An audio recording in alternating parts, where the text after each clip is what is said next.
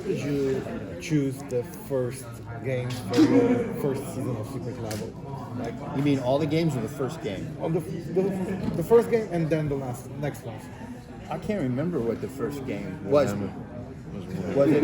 Yeah. Because we did Warhammer in the past and we're friends with Game Workshop. That's why.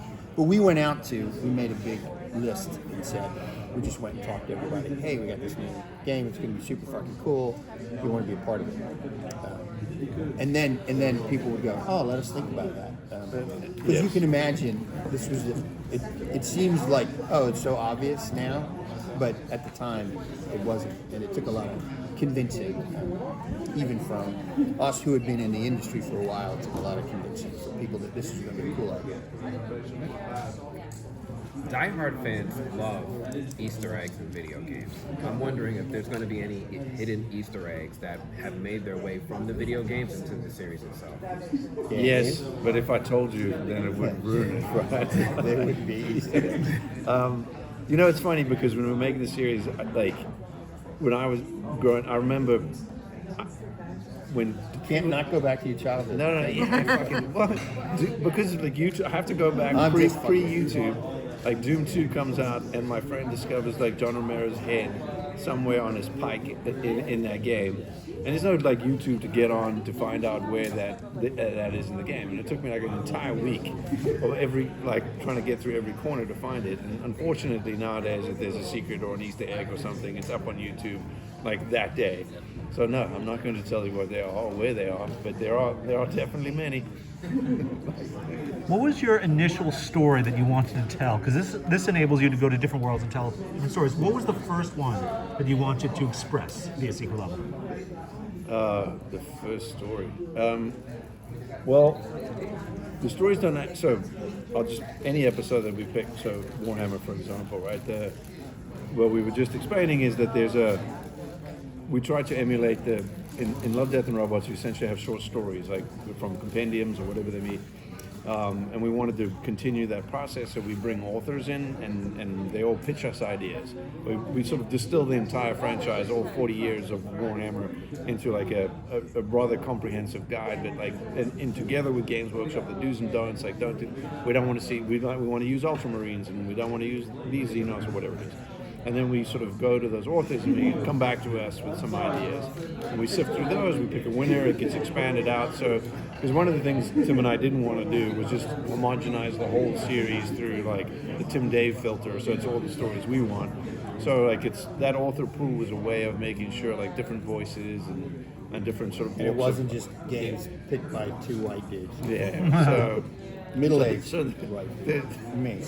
You. So the stories are like, in some cases, yes, they, and it wasn't, in other cases where we worked closely with the developers, but the process was, I would say no two episodes were sort of created in the same way, which is feels like what an anthology should be.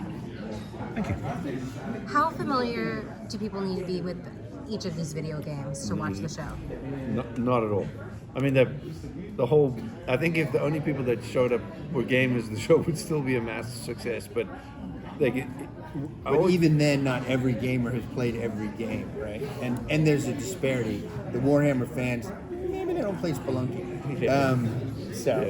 How do you make it appealing to those? And the core, I think the core is you have to stay true to what fans fell in love with about the franchise, but you also have to have a core emotional story. And even in Warhammer, where there's a lot of violence, there's a father-son story, and in Spelunky, it's kind of a mother-daughter story.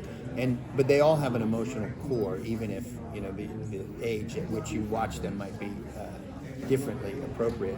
So I feel like honestly, I don't play half of those games because I'm too busy reading books, and making stuff. But I can appreciate all of them. And even like the Warhammer one, when we sat someone down from a Hollywood studio and I said, you're not going to understand any of this. And neither do I, honestly. But just let it wash over you because it's fucking beautiful. I mean, it is violent, but it is beautiful. And you can just have this experience. And Dave did a great job, he directed that one, of not overloading the audience with too much exposition or too much of the lore. It's just enough that you understand what the characters are doing and why, and then you can just enjoy the With a world. want to know more. Like my hope is that the non-fans are like, oh my god, I didn't know anything. You know, you may have watched your partner play with the tabletop game and wonder like, why is that interesting? And hopefully the episode makes them lean in and go like, oh, I would like to know more about that. And that'll hopefully make their gamer friend proud. You've got so many video game properties here, from Warhammer to Mega Man to Pac-Man. Are there any other video game properties that you wanted to include here, but you probably want to save for the future or any other future seasons? Oh, like a billion. Yes. I mean, Yes. the list we had is pretty. I wouldn't look at this list and say this is the absolute like top pick. I mean, Dave's list would be different than my list, would be different from your list. But the show is comprised of the people that we went after, and then there's the people that said, yeah, we'll take a chance on this new show. But just one look at, we have a giant Google Doc of like all the games that we could put in the show. And it's massive, and you forget about all of them. And I'm like, oh my god, I lost 6 months of my life. Flashback. I want to do a flashback game. So there's a lot of room left to. I think we have many seasons. Yes. If everybody shows up. I'm hoping that we can even have some sort of Tabletop game. Oh yes, but even like I want to know what the community wants to see. I want to know like if there's maybe one day we'll have like an audience upvoted episode of like what do people want to see. Because it is just us sitting in a room picking stuff and Yeah. developers coming to us. Yeah, well, building on what he said, instead of just asking about specific titles, I'm curious what you think of as the essential criteria for a game to be considered for the show, and what kind of games you would say never would be on secret level. Oh, I don't think I ever want to say no game could ever be a part of Secret Level. I would like. There were some porn games. Oh yeah. Probably, Well, I'm not gonna. Yes. Probably I not don't going to know. explore that Were they subcategory. You're saying about Yeah. Larry? Yeah, there were some. I did play Leisure Suit Larry. I remember that a very, very long time ago. But I would, this first, anything new, there's an inherent like risk. We've never done this before. What is this going to be like? So I'm like, I love the fact that all these sort of disparate franchises came together and like, this sounds like a fucking great idea.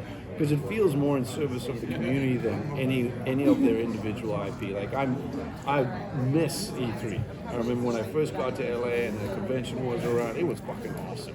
I loved going, and it felt like the community came together for this moment. And like we don't, and now like Jeff still has the Game Awards now, and whenever the gaming community comes together, it just feels like this big, monumental, joyous moment and celebration of like the biggest entertainment clubhouse on planet Earth. So like the first of those people, it was just like, hey, this seems new, but we'll support it. Like where would we do in future seasons? Yeah. But I love that. I don't think there's a defining.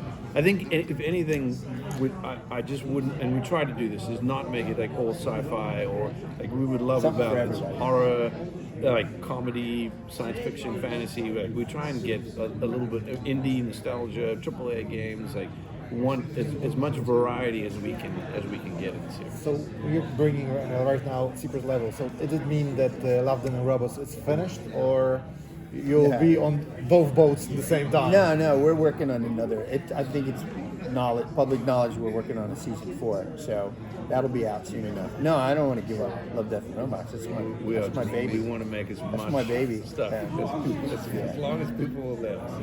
Yeah, they're built off the same thing. We answered a question over there, but Blur did video game cutscenes, and we learned the short form, and then we said, oh well, let's just tell.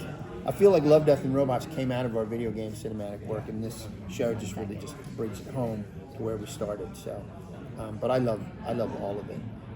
The thing that's great about Love, Death, and Robots is you can just do all this weird shit, and it's just Lots of it could be nudity, anything. sex, and There is some sex.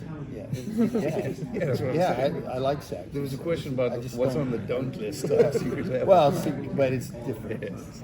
Well, how much creative freedom were you allowed in reimagining these games, or were there any restrictions or guidelines that were given you from the developers? Yes. Like I said, that we spent a couple of weeks with developers and we distill their franchises down to something digestible for the authors. But there's definitely like a do's and don'ts page, and like I was just joking, like, you know, sort of sex and nudity pop up a lot in the don't section. But some gave us much more freedom than others. I don't know if you guys have seen any of the episodes yet, but you may watch Pac-Man, and that will inevitably show you the large amount of freedom we were given. But in others, like in a new franchise that's just finding its feet, like Exodus, who like we love the developers Archetype, who we worked with a lot on the Old Republic trailers we did over the years, like that. We're trying to be a little closer to what they're trying to build their franchise into being. So we're not sort of telling some abstract offshoot from their franchise. We're staying a little closer to what they're doing. So it's, again, even in that space, it's there's a variety of like very true to IP. Like even Warhammer, like it's impossible to tell all of that. So we distilled it into like a violent tone poem for what we feel Warhammer in its sort of core DNA is. And we really are making these two. It's not like play the game and then watch the movie. We're hoping that people watch the movie and then play the game, because it's built to enhance the gameplay experience. These stories. We hope it drives people to play games, even though Amazon probably doesn't want us to say that, because their biggest competitor is games. You know, if you're playing a game, you're not watching Amazon. But we hope it goes both ways.